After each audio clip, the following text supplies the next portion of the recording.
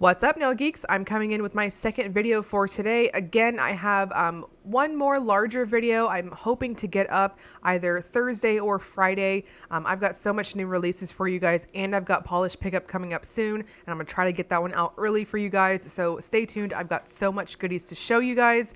But to round out my posts for this evening, I have Night Owl Lacquer and her new collection. I always get excited for her releases, and this time we have the Falltivities collection along with a new standalone polish and a cream of the month for October. So let's dive right in. First up is Roasting Marshmallows. On release, this one will be 9 and is described as a white crelly with copper shimmer and various sizes of copper holographic glitter.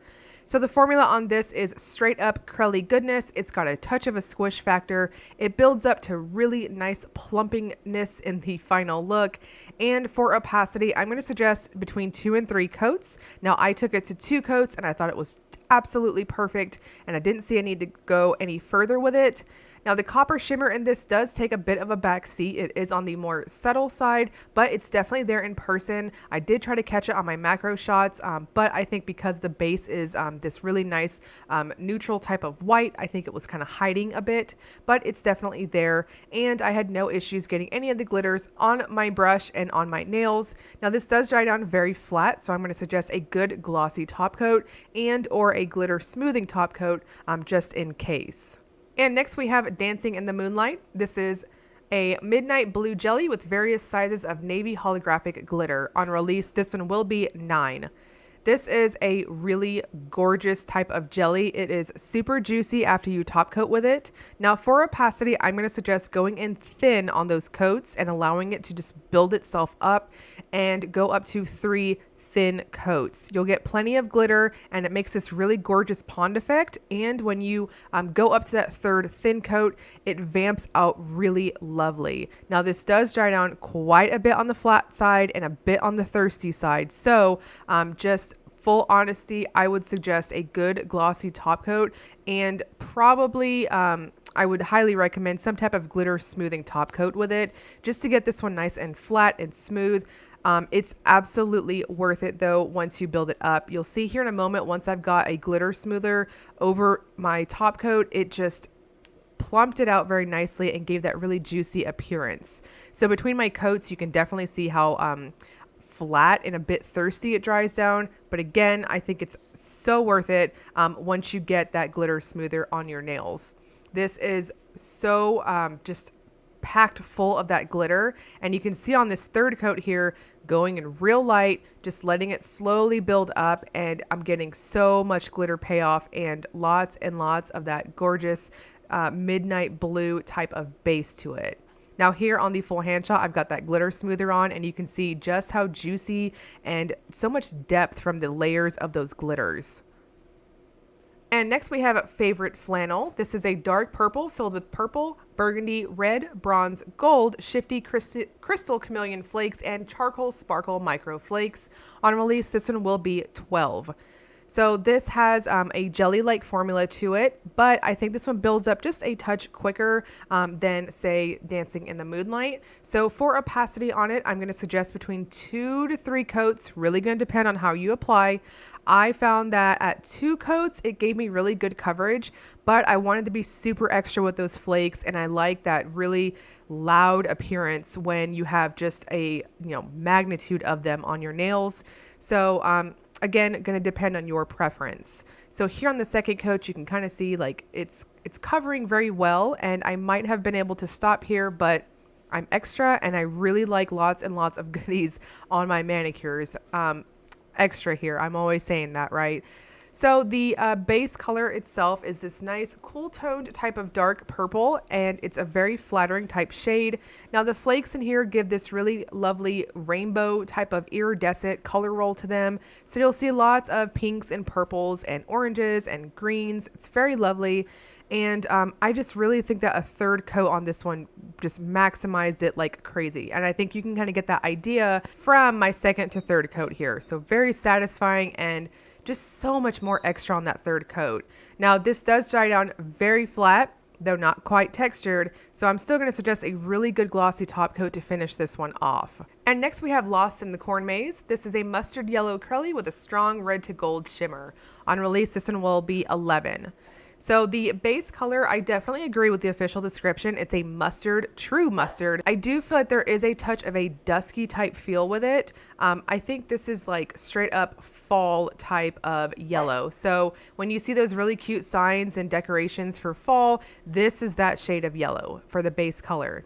Now the shimmer in this is very strong. You'll get a really lovely reddish type of cast from it, and at angles it shifts over to this gorgeous type of gold.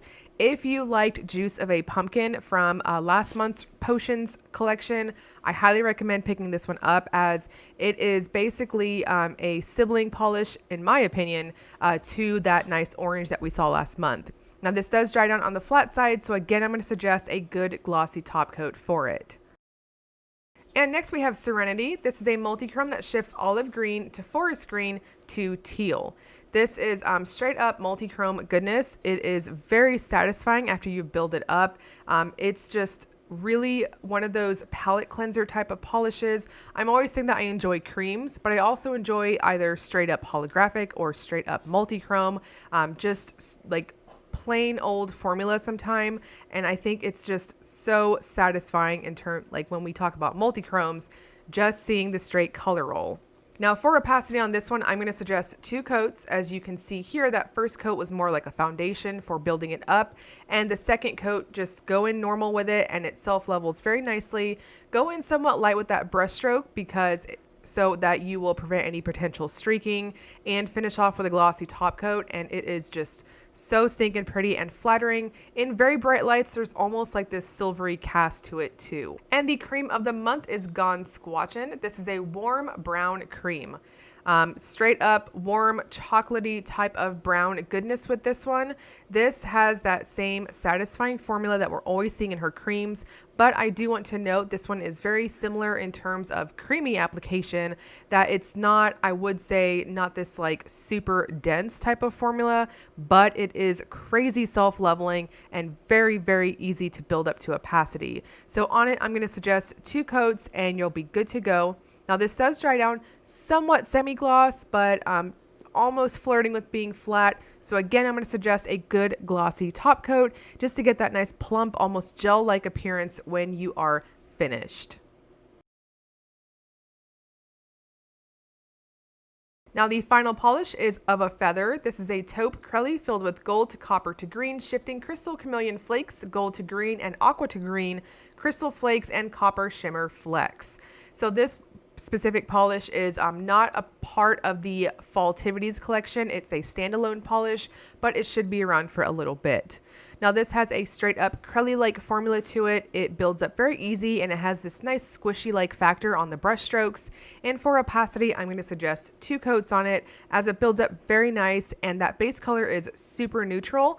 But those little iridescent flakes are, I mean, there's a ton of them in here, and they just kind of take over in terms of opacity and all that good stuff. And they have that nice iridescent rainbow effect. So you can see here on the second coat, it plumped out really nice. And on my full hand shot, I am wearing a glossy top coat to seal everything up. And it's just got that gorgeous thickness that I'm always going for. Now the Falltivities collection, the standalone polish, and the cream of the month will release October 23rd at 6 p.m. MDT. I will link Night Owl Lacquer's shop below for you guys if you want to check that out, and as well as her Facebook fan group if you want to see additional swatches and all that good stuff. I'm thinking so far that I'm really liking my new setup, so please let me know if things look a little weird on your screens or whatnot. That's always what I worry about, because while it may look perfect on my monitors, it may not, translate over to other screens very well.